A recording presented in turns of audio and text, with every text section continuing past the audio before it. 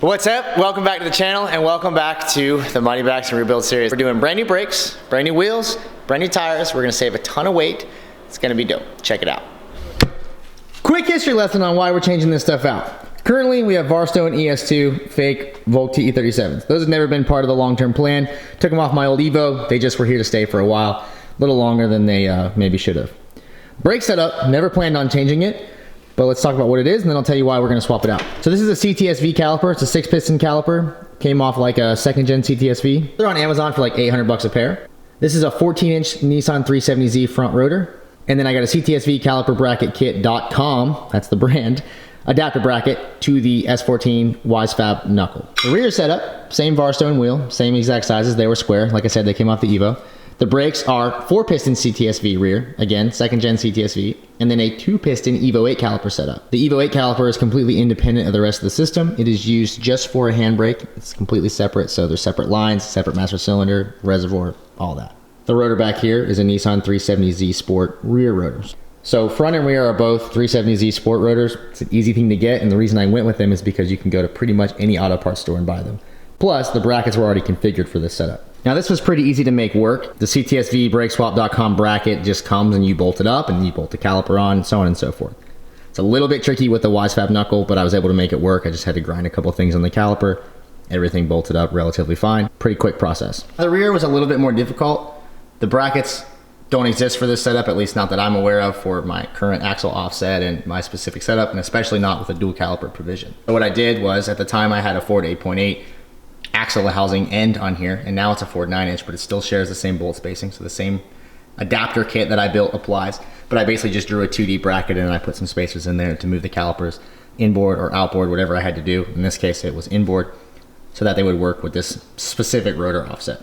The rear took me a lot more time, was a lot more work, and now it's all gonna get changed out. So if you saw the thumbnail, then you saw all this cool stuff. It's a little bit ironic because none of this stuff was ever supposed to be combined. Originally, I wanted to run those wheels, Workmeister S1 3 pieces. I always thought they were cool. I always wanted to run them. I've wanted them for years, but I never knew if they would clear the Brembo brakes. So I found a set online, went and picked them up from a guy in Virginia, a couple-hour drive. Cool story. Get back here, they don't fit for shit. The rears don't even fit, ironically enough. The disc design on these is designed for bigger brakes, but because these are step lip wheels and these are 18s, this part right here, or a little bit further inward, hits the caliper. It's just too big of a rotor and caliper setup for a 17-inch face wheel. If these were 18-inch faces with a step lip, which would make them 19s, they would clear, but that's not what I want. Because of this fitment issue, I then look online, I'm looking for brake setups. I'm like, you know what? I'll change the brake setup. I really want to run these wheels, it'd be sick. Let's see if I can find a brake that has better clearance that's still really big. I run into Core 4 Motorsports guy on the internet. They got a lot of cool stuff. The guy's name's Tom, he's super helpful. I find these 14-inch 2-piece rotors. They bolt right up, they're designed for an S chassis, and they work in conjunction with these Wilwood 6-piston calipers. Really nice radial mount bracket design. Super cool, super lightweight. This entire assembly is like 7 pounds. I was like, okay, I'll give that a shot. He's got specs, we think it'll work, we think it'll clear. Let's go ahead and order them, try them with these wheels, see what happens. So then I go to test fit them, which you can see here.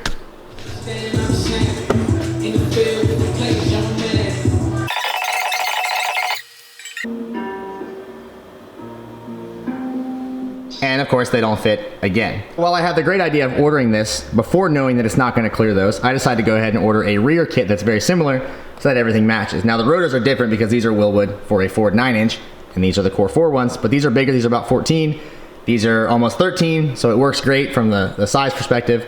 They look relatively close. These are a little more shiny. It won't matter once they all get installed and all that, but they all utilize the same calipers.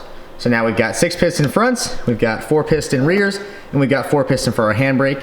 And for the rear, conveniently, Wilwood has an option to run the caliper front or rear. So you can just buy both sets of brackets, which I'll show you in a minute, and then you have a full separate hydraulic handbrake assembly or e-brake assembly that is independent, but it uses the same caliper, same bracket. It's all bolt-on. I don't have to make anything custom.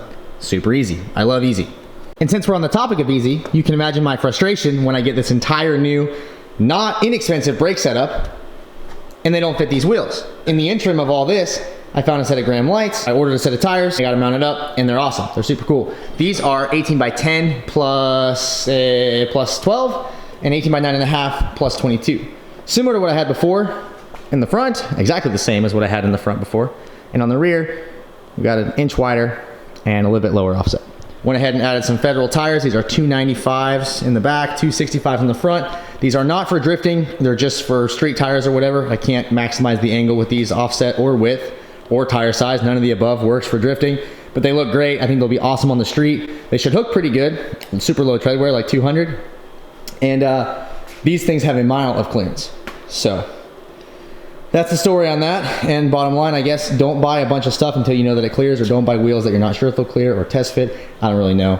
All I know is that I've got a set of $4,000 wheels over here in a pile. There's one over there with super stretch tires that I never plan to run. Make sure you know that. And none of them work. So let's get it all installed and see the benefits, because I'll tell you right now, the front rotors compared to what's on there, the weight difference is absolutely insane. I want to say it's like half. I'm gonna get the scale. We're gonna measure the front rotors compared to the OEM spec 370Z. We're gonna measure the rears, and then we'll try to measure the calipers, but of course these are still connected with brake lines, so they're gonna leak and stuff and make a big mess. But let's get everything installed. Let's at least weigh the Wilwood so that we have the numbers, and then we can insert the weights for the other ones when I edit this, and we'll have our full shebang. See how it looks. Very excited to show you guys.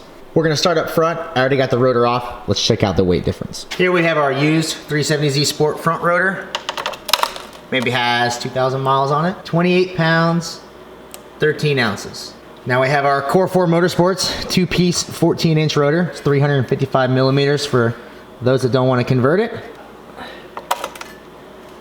14 pounds, 15 ounces. I'm gonna go ahead and weigh our Wilwood front caliper while we're at it. You got the bracket here. It says radial mount. He's got spacers in here that allow you to change. So let's say you want to run a smaller rotor. He has smaller rotor options. You would use the same bracket, same caliper. You would just take these spacers out and change them to something smaller. With everything put together but no pads, 5 pounds, 15 ounces. Old front caliper weight. This is CTSV 6 piston with a fitting on it, an adapter bracket on it, not all the hardware, and the brake pads. 13 pounds, 8 ounces. Over double the weight of the new caliper that's in there. New rotor going on. It's really nice. I already slid this on, and it's just nice to have the hub-centric fitment of the top hat to the hub. Before, with the 370 rotor, I never really had that because the rotor had a much larger center bore dimension. We're all bolted up now. I really, really like this setup. Everything about it just feels better. Just feels more race car. I realized I was using OEM, you know, Cadillac, Brembo calipers before. It's not quite the same thing as what you're gonna get in like a true GT kit or a Brembo aftermarket big brake kit. But let's be honest, I didn't need the clamping force or the service area of the pads with the old caliper compared to this caliper. When we're talking about a truck that's gonna weigh a max of like 2,800 pounds, and I think it's gonna weigh less than that. For comparison, I'm gonna pick up this Brembo caliper and show you what it looks like. That way we can compare the two calipers, and then we can move to the back. You can see it's quite a bit different in physical size. The rear is pretty much the same deal, except I haven't seen it yet, so I don't know what it's gonna look like, but I'm stoked for it.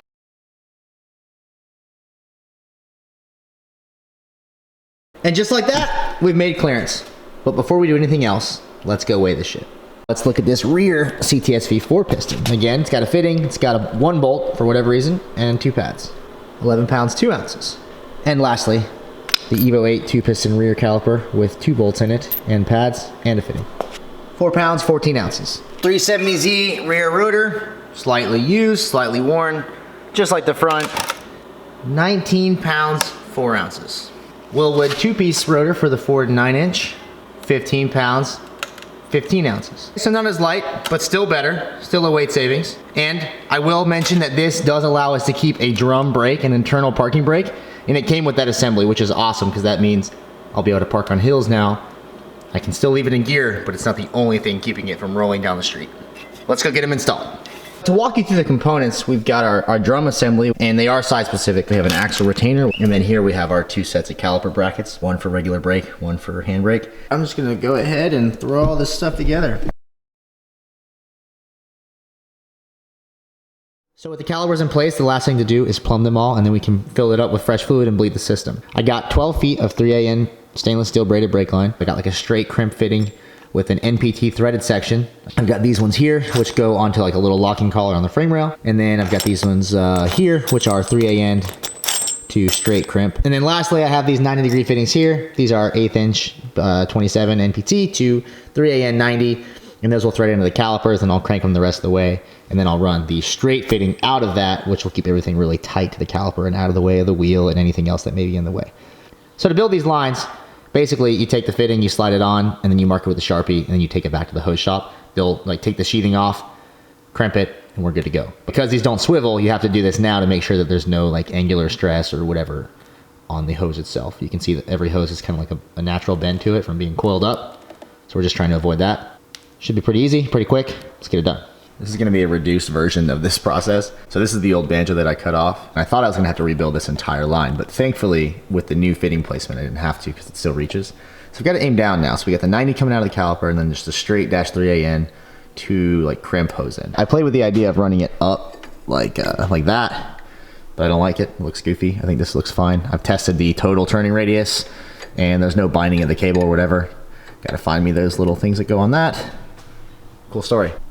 For the rear, we did not get as lucky. This line is close to being long enough, but not really. We have to disconnect from up there, which means we're gonna get brake fluid all over the top of the diff. It's very unfortunate, but it's part of the game. So that side still has to be disassembled. I'm gonna bang this side out really quick. Do that one last, pull them all off, go get them crimped, and then we'll be back here. For me, it'll be a few hours. For you guys, it'll be instantaneous. Voila! Just like that, we got hoses ready to install. We got brakes on all four corners. Everything's done, everything's ready to go. I can tighten the calipers down, I can hook the brake lines up, I can fill it with fluid, I can bleed it, and we're one step closer to having a roller again. Brake lines are installed. Came out sick, very happy with it. All done on this side as well, and also in the rear. Overall looks pretty good.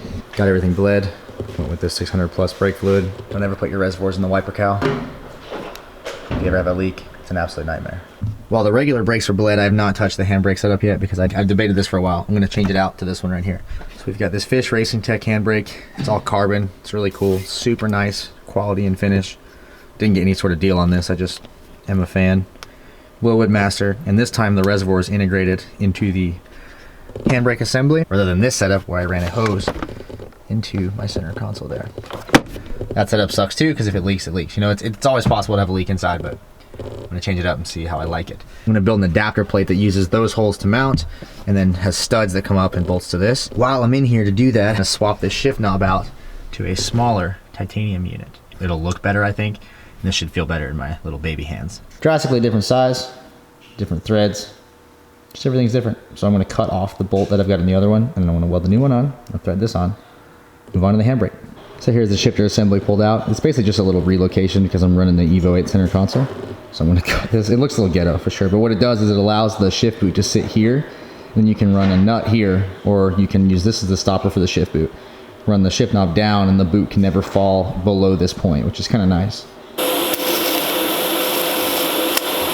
Shifter's done, ready to go. Minus a little bit of paint maybe. I got the new handbrake sitting in place. I had to pull the seat first, and it's super dirty in here. It needs a lot of stuff. But first hurdle is going to be mounting this thing, and you can see how far it's leaning. Well, maybe you can't, but it's tilting back quite a bit. It's, you know, it's not. It needs to be here maybe, and it's here. So I'm thinking something like this would be ideal. And then second, our line's not going to reach. And I just rebuilt all those other brake lines for the regular calipers, and now I'm going to have to figure out a way that's simple to make this reach here. Although I've never shown it, this truck is set up to run the entire Evo interior, so the dash, center console, armrest, all that. And I've talked about it, never shown it. I had to trim this a little bit more. It's already been trimmed out to run the chase base setup, but now it obviously needs to be trimmed a little bit more. But to mock things up and to figure it out, or at least play with ideas, I've got a template for the base plate, and I've got a template for the top plate. Moments later, we have our plates. Paper turned into steel, 1/4 inch. It's massive. It's just all I have, but they're so small, it's not like it's a ton of weight. So the plan is to have this one bolt to the old spot, as it is right here. Obviously, these bolts will change. I'm going to use something with a head, like a hex head on it, so that I can turn it with an open end from the side, so I can come in like this and crank it. This is going to bolt to the bottom of the new handbrake, and it's going to sit up like this in whatever position I deem desirable. I threw the dash in to make sure that this clearance is acceptable. So, you know, I want it to be something like that, not so close to the dash that it touches ever, but far enough away from me that I have a good throw, good travel. And also, of course, I don't want to hit the shift knob. So those are all things that I'm thinking about when I configure this plate position.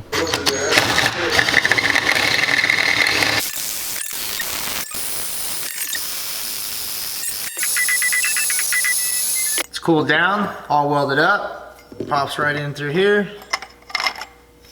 Let's go look at it in the truck. I got the front portion of this tacked together, and then I cut this small sliver in the back, and I'll cut a matching sliver for the other side and tack that on double check it once more and we can weld it out. And then kind of cross the handbrake part off the list, and then the brakes will be done. Finally, the last piece of the puzzle, hydraulic line. So it's a very tight radius banjo, straight off the top, right down there, and then it has a male 3AN on this side. So I prefer it to be one piece, but I'm not gonna build an entire new line just to go 6 extra inches or whatever this is. That's that for now. In closing, we did bleed the brakes. Everything works awesome. It feels really good. It might need one more bleed once I get it on the ground and can pump it. But yeah, I'm extremely stoked how awesome all this stuff looks. Pretty amazing. And that's gonna do it for today's video. Thank you guys so much for watching. Peace out.